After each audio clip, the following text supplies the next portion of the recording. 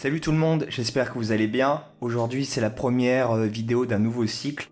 Je vais plus m'orienter sur des vidéos qualitatives. Je vais arrêter de faire une vidéo par jour de témoignages et ce seront des vidéos plus informatives. Et aujourd'hui le sujet de la vidéo c'est la première grande pandémie de l'histoire. Comme nous le savons, nous traversons une pandémie mondiale. Nous sommes en plein dedans et parfois nous avons du mal à prendre du recul sur ce qui nous arrive. Le confinement, le stress, les informations nous empêchent de prendre de la distance.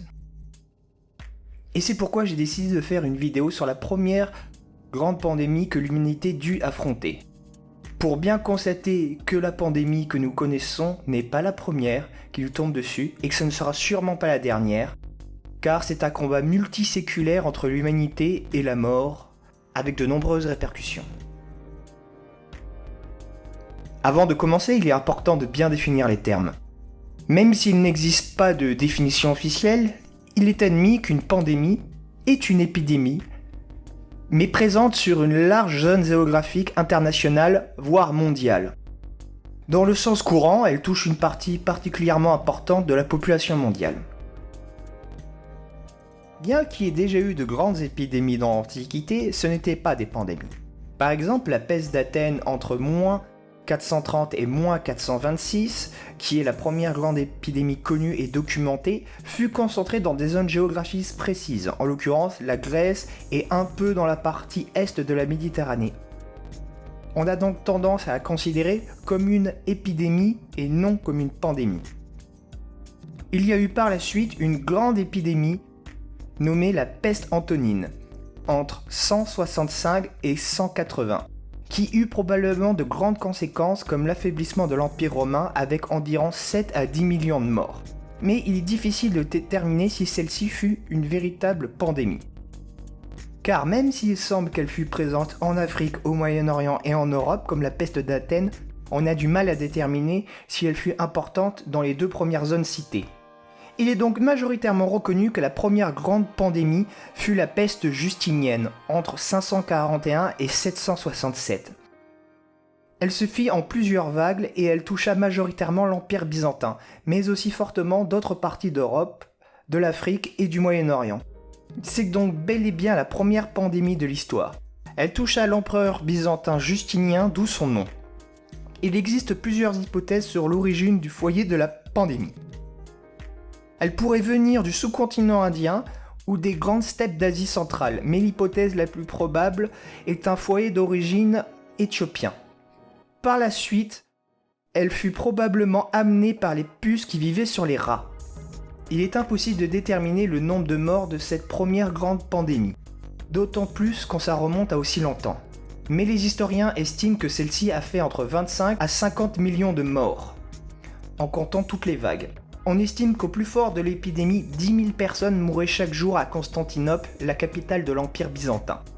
A titre de comparaison, le Covid-19 a fait environ 18 000 morts en France pendant le premier mois de confinement. C'est pour vous donner une idée de l'ampleur de cette épidémie. Elle s'étala sur 226 années, elle fut présente de la mer Caspienne jusqu'à l'Irlande. Tout comme la peste antonine qui affaiblit l'Empire romain, contribuant ainsi à sa future chute, la peste justinienne eut des conséquences historiques absolument énormes.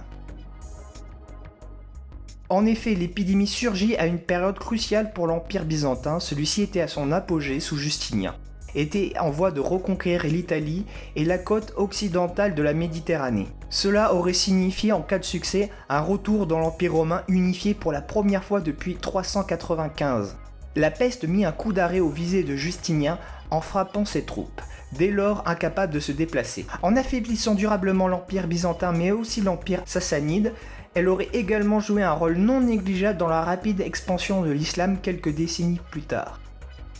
En affaiblissant l'Europe méridionale via la dépopulation, les pertes commerciales et économiques, elle favorisa l'Europe du Nord via une meilleure croissance démographique, de nouveaux courants d'échange entre la Gaule du Nord, l'Angleterre et les pays scandinaves. Cet essor commercial se traduisit par un basculement économique du sud vers le nord de l'Europe, avec notamment un renforcement des rois francs qui tournèrent le dos à la Méditerranée.